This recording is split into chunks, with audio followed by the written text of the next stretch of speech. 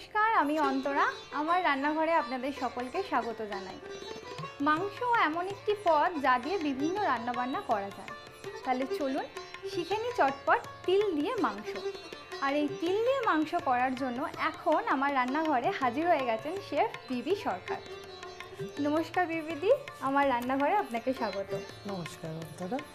আচ্ছা, তাহলে চলুন বিবিদির কাছ থেকে জেনে নিয়ে এই মুহূর্তে তিল দিয়ে মাংস করতে কি কি লাগছে। সবচেয়ে প্রথমে যেটা আমরা করেছি সেটা হচ্ছে মাংসটাকে আদা আর রসুন মাখিয়ে ঘন্টাখানেক রেখে দিয়েছি। আচ্ছা এরপর আমাদের যা আছে শুকনো লঙ্কা, আচ্ছা রাই বা সর্ষে, রসুন, আদা, এটা হচ্ছে কাশ্মীরি লঙ্কার গুঁড়ো, হলুদ, লেবু, ধনেপাতা, আর এটা হচ্ছে একটা মিশ্রণ। এর মধ্যে পোস্ত আছে, এর মধ্যে মৌরি আছে, তিল আছে, আর এলাচ, দারচিনি, লবঙ্গ, আর নুন তো লাগবেই আমাদের। আমরা আগে ফোড়ন দিয়ে দেব। সামান্য তেল দিলাম,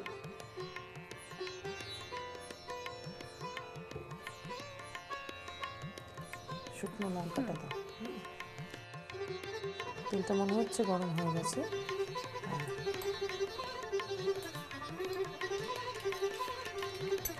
তো যখন ফোটা বন্ধ হয়ে যাবে আমি মাংসটা দিয়ে দেবো। বেশ সুন্দর, দেখো একটা সুন্দর গন্ধ এসে যাবে।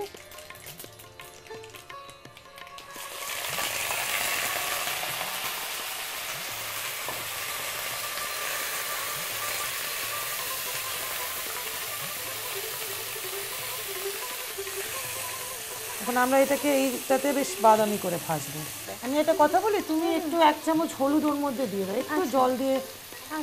রান্না হলে নলে হলুদের কাঁচা গন্ধ পরে আসতে পারে। এতটা দিই? হ্যাঁ হ্যাঁ, ওইটুকু তো দেবি, আরেকটু দাও।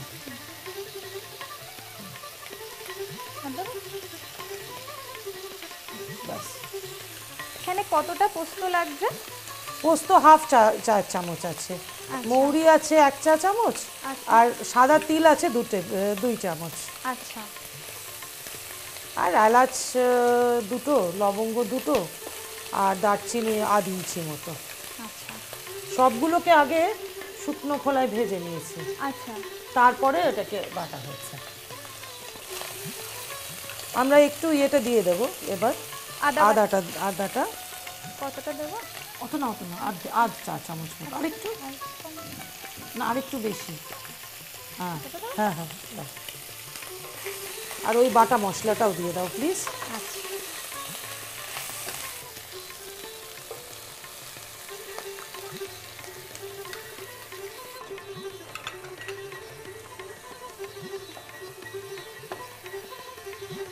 এটাকে আমরা প্রেসার কুকারে রান্না করবো। একটু কষানো হয়ে গেলে আচ্ছা এটা প্রেসার কুকারে দিয়ে তারপরে তোমার যখন প্রথম সিটিটা উঠবে তখন আঁচটা একদম ধিমি কমিয়ে দেবে, আচ্ছা দিয়ে আর তারপরে 25 মিনিট রেখে ততক্ষণে রান্না হয়ে যাবে।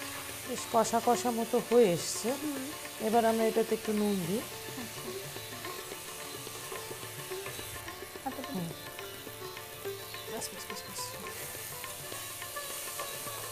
এই যে কি সুন্দর একটা দেখো লালচে বাদামি রং হয়ে কালারটা গেছে। খুব সুন্দর হয়েছে। একটু প্রেসার কুকারটা দেওয়া হবে, আর আমরা একটু প্রেসার কুকারে রান্না করে নিই এটাকে।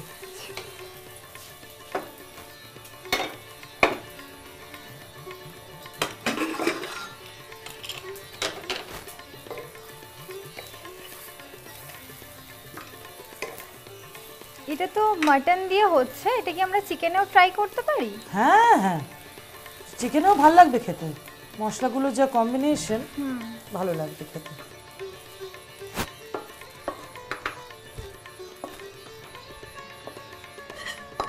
জল দেবো তো? হ্যাঁ আছে আমার কাছে, এদিকে জল। একটু জল দিয়ে দেবো।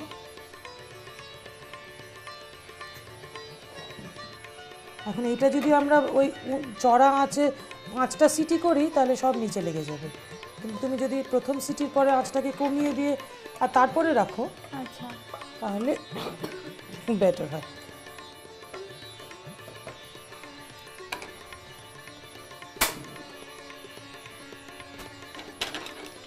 একটু ফুটে উঠুক, তারপর ঢেকে দেবো। এখন অপেক্ষা করতে হবে মাংসটা কতক্ষণে সেদ্ধ হয় দেখা যাক।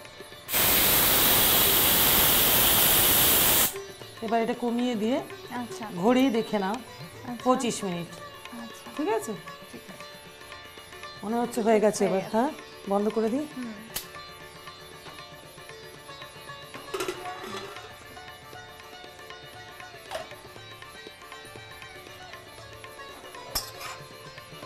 বেশ গড়বড়ে হয়েছে। হ্যাঁ, কালারটা খুব সুন্দর হয়েছে, আর খুব ভালো একটা গন্ধও বেরোচ্ছে।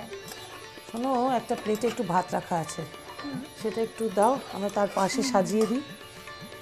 একটু সরিয়ে তুমি ধরো না, আমি তোমাকে পাশে পাশে। আচ্ছা ঠিক আছে, হ্যাঁ।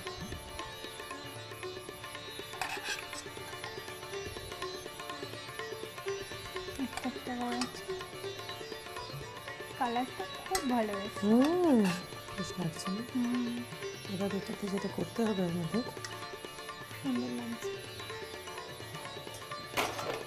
এটাতে আমি আবার দিয়ে দেবো এখানে একটুখানি লেবুর রস। উপর দিয়ে ছড়িয়ে দেওয়া। এটা মিশিয়েও দেওয়া যায়। আচ্ছা, একটু ধনেপাতা দিই, গার্নিশিং এর জন্য। শুধু গার্নিশিং না, ধনেপাতার স্বাদটাও ভালো লাগবে। তাহলে আমাদের তৈরি হয়ে গেছে তিল দিয়ে মাংস। ভীষণ সুন্দর দেখতে লাগছে, আশা করি খেতেও খুব ভালো হবে। তাহলে আপনারা আর দেরি করবেন না, এক্ষুনি রান্নাঘরে যান, এটা ট্রাই করুন আর আমাদের ওয়েবসাইটে চোখ রাখুন। ততক্ষণের জন্য ভালো থাকুন, ভালো করে খান আর সকলকে ভালো রাখুন। নমস্কার।